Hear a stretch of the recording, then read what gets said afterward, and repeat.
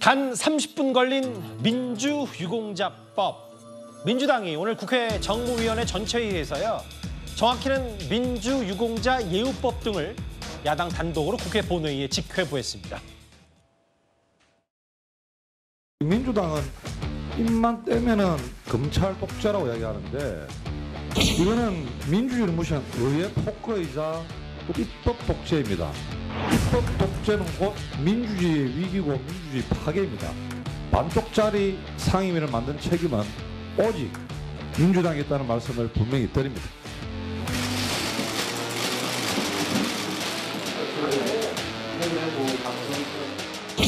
총 투표수 15표 중 가 15표로 의사일정 제18항 민주유공자 예우에 관한 법률안 대안에 대한 본회의 부의 요구의 건은 가결되었음을 선포합니다.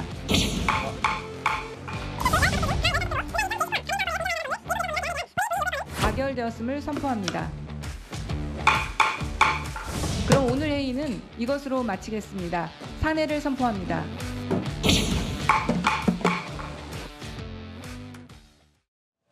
한 대략 30여 분 걸렸다고 하더라고요. 최병무 의원님. 네. 물론 이거 위법이 아니죠. 법의 테두리 안에서 국회 절차, 본회의 직회부한 건데 총선 패배 이후 국민의힘의 무력함, 무기력함 이런 거는 별개로 15명 전원이 찬성해서 30분 만에 통과된 바로 민주유공자법입니다. 어떻게 보셨어요? 근데 이게 처음 나온 얘기는 아니죠. 이미 민주유공자법을 상임위에서 단독 처리를 해서 법사위로 넘겼고, 그리고 법사위에서 상당한 기간이 지났기 때문에 다시 이제 직회부를 할 수 있는 요건이 성립이 되는 거 아니겠어요? 처음부터 예상이 됐던 거고요. 이거는 아마 총선에서의 승패 여부와 관련 없이 민주당이 처리하려고 했을 거예요.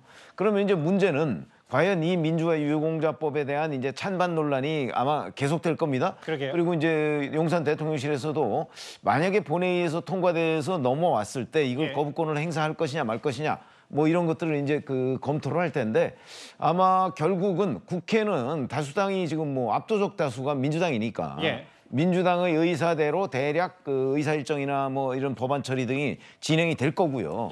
자, 그렇지만 대통령실에서는 그게 잘못됐을 때 그 잘못을 저지할 방법이 없어요. 법률적으로는.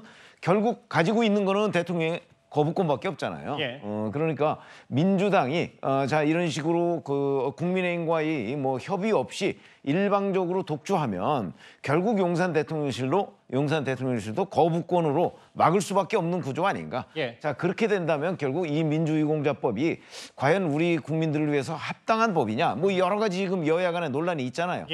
특히 민주유공자 여기 있듯이 관련자 9,844명 중에 부상, 사망, 행방불명된 829명. 이 사람들을 민주유공자로 지정하겠다고 하는데 저게 기준이 그렇게 뚜렷하지가 않아요. 국민 모두가 납득할 수 있을 정도가 되지 않기 때문에 자, 그러면 저 논란의 여러 가지 부작용을 어떻게 막을 것인가 이런 부분에 대해서 거의 토의 없이 그냥 넘어간 측면이 있어요. 아마 그런 부분에 관해서도 언론에서도 좀 다뤘으면 좋겠다 하는 생각을 합니다. 국민의힘 강민국 의원이 퇴장하는 모습까지 잠깐 오늘 정무위 모습 만나봤고요. 이현정 의원님. 아예 그래서 여당에서는 이거 운동권 셀프 특혜법 아니냐. 한 수년 전부터 이렇게 비판했었습니다. 그러니까 이게 민주화 유공자라고 그러면 우리 국민 전체가 이분들을 존경하고 사회적으로 대우해야 되는 거 아니겠습니까? 근데 지금 민주화 이 보상법이 있습니다. 그 보상법에 따라서 민주화 운동을 했던 분들을 많이 이제 보상을 받고 있어요.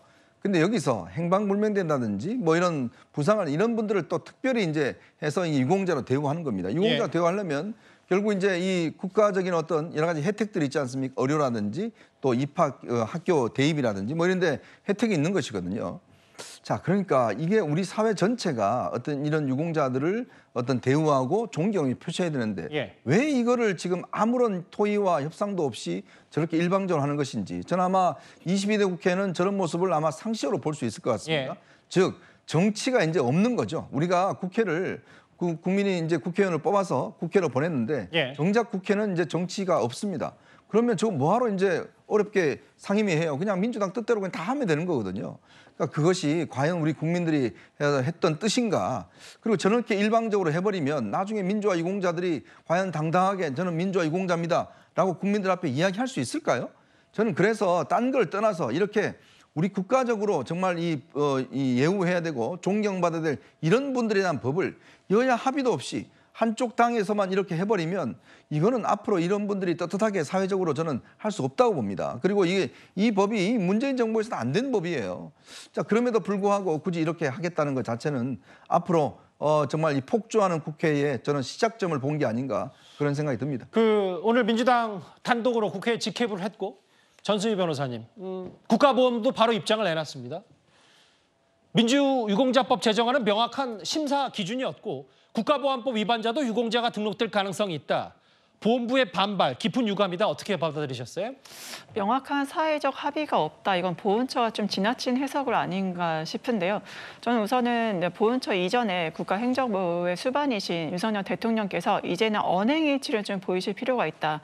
이번에 총선 심판을 당했고 국민들의 민심이 어떤지를 두 눈으로 똑똑히 확인을 하셨다고 저는 생각을 하는데 낮은 자세로 민심을 경청하겠다라고 말씀한 윤석열 대통령이시고 국민들의 회초리 받아들이겠다는 국민의힘에서 발표를 한 입장입니다. 그러면 이거를 말로만 하지 마시고 행동으로 보여주셔라. 왜냐하면 바로 민주유공자법은요. 37년 전에 서울대 박종철 열사께서 바로 남영동 대고문실에서 고문으로 목숨을 잃으셨고 박종철 부친께서 지금까지 살아가시고 유화랑쟁에 도화선했던 이한열 열사의 어머님도 다 살아가시는 천막 농성을 3년 동안 계속 낮이나 밤이나 그런 뜨거운 태양볕 아래서 추운 데서 다 천막 농성을 해왔고 국민들 대다수가 이번에 총선 결과로서 민심을 보여주셨고 윤석열 정부가 잘못했다는 거를 심판을 하셨습니다. 그러면 이러한 민심을 받아들이겠다고 약속을 하셨으니 사회적 합의가 된 겁니다.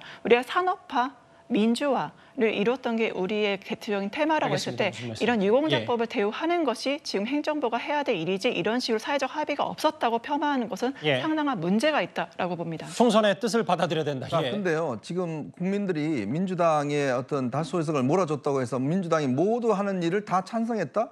이거야말로 오만하고 독선적인 거 아닌가요? 어떻게 국민들이 민주화 유공법에 또 찬성을 했습니까? 지금 일단 의석을 즉 정부 여당을 견제하라고 한 것이지 그걸 그렇게 해석을 해서 그럼 다 통과시켜요. 그러면 민주당이 할 수 있는 거 다 통과시키면 되지 않습니까? 그럼 정치를 왜 합니까? 그건 다른 문제잖아요. 그동안에 이제 사회적 논의가 이제 민주유공자법에 되게 많았었고, 그러니까 보훈부가 이 자체만을 좀 문제 삼으실 게 아니라 여기에서 어떤 문제 있는 사람이 유공자로 등록될 가능성이 있다면 그러한 가능성을 최대한 줄이기 위해서 보훈처 자체적으로 어떠한 규정이라든가 자체 심의를 제정하면 되는 것이지 무조건적으로 문제가 있다며 반대하는 것은 굉장히 문제가 있다고 봅니다. 오늘 국회에서 있었던 일, 정무위 전체의 이렇게 21대 국회는 막바지로 흐르고 있고 그런데 벌써부터 22대 국회의장직을 놓고요. 민주당 의원들이 강성 발언들을 쏟아내고 있습니다. 백파가 좌파도 우파도 아니듯이요. 국회의장도 물론 당연히 좌파도 아니고 우파도 아니고 그렇죠. 그렇다고 중립은 아닙니다. 어떻게 보면 지난 국회를 보면은 서로 절충점을 찾으라는 이유로 각종 개혁 입법이 자초되거나 또는 의장의 손에 의해서 알맹이가 빠져버리는 등 그런 안 좋은 일이 있었습니다. 이게 여당 말을 들어주느냐 야당 손을 들어주느냐 그런 문제는 아니라고 봅니다. 기계적으로 중립만 지켜서는 아무것도 할 수가 없는 거죠. 여당과 야당사의 기계적 중립은 아무 의미가 없는 거 아니겠습니까? 그럼 국회의장을 누가 해도 그만인 거고요. 다수당으로서의 책임이 있고 국회의장으로서 국회에서 입법적 성과를 내야 됩니다. 그렇기 때문에 저는 그 중립이라고 하는 것이 기계적 중립을 의미하는 건 아닙니다.